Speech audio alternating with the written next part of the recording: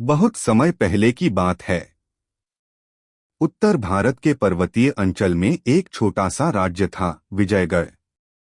वहां के राजा चंद्रकेतु धर्मप्रिय, न्यायशील और तपस्वियों का आदर करने वाले थे।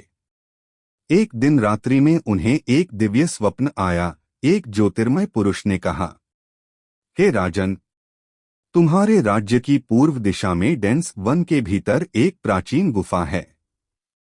वहां एक दिव्य साधु तपस्या कर रहे हैं। उस गुफा में छिपा है अमृत कुंड, जो केवल सच्चे धर्मात्मा को ही दिखता है। सुबह होते ही राजा ने अपने प्रिय मंत्री और कुछ विश्वसनीय सैनिकों के साथ गुप्त यात्रा आरंभ की। घना जंगल, ऊंचे वृक्ष और सन्नाटा। रास्ता कठिन था, लेकिन राजा का मन स्थिर और पवित्र था। 3 दिन की यात्रा के बाद वे पहुंचे उस गुफा के पास। वहां उन्हें एक वृद्ध साधु तप में लीन मिले। उनकी देह पर केवल जटा और भस्म, आंखें बंद पर तेज, ऐसा कि आंखें चुंधिया जाएं। राजा ने हाथ जोड़कर कहा, भगवान, मैं चंद्रकेतु हूं। एक स्वप्न ने मुझे यहां बुलाया है। कृपया मार्गदर्शन करें।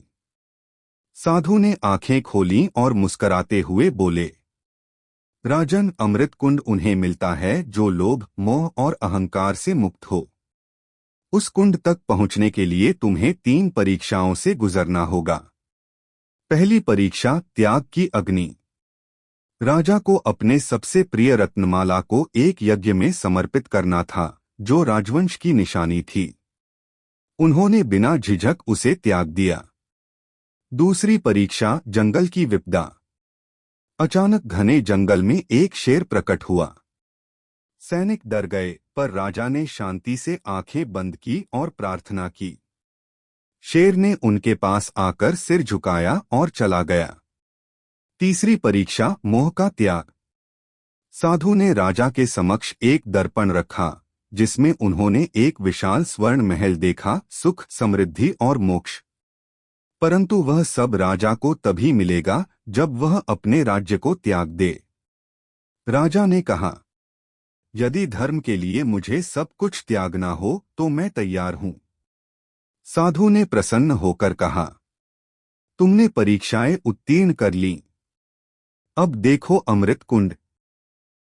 गुफा की एक दीवार अचानक खुली और एक गुप्त द्वार सामने आया।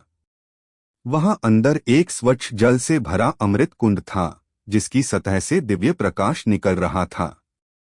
राजा ने उस जल से मस्तक स्पर्श किया और एक दुर्लभ आत्मिक शांति का अनुभव किया।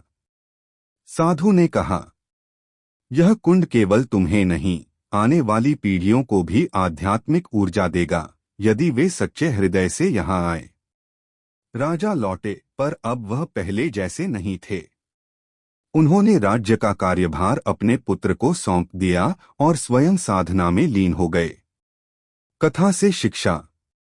सच्चा धर्म केवल पूजा नहीं, बल्कि त्याग, साहस और आत्मशुद्धि का मार्ग है। जो सत्य और परमार्थ के लिए सब कुछ छोड़ सकता है, वही अमृत रूपी मोक्ष का अधिकारी है।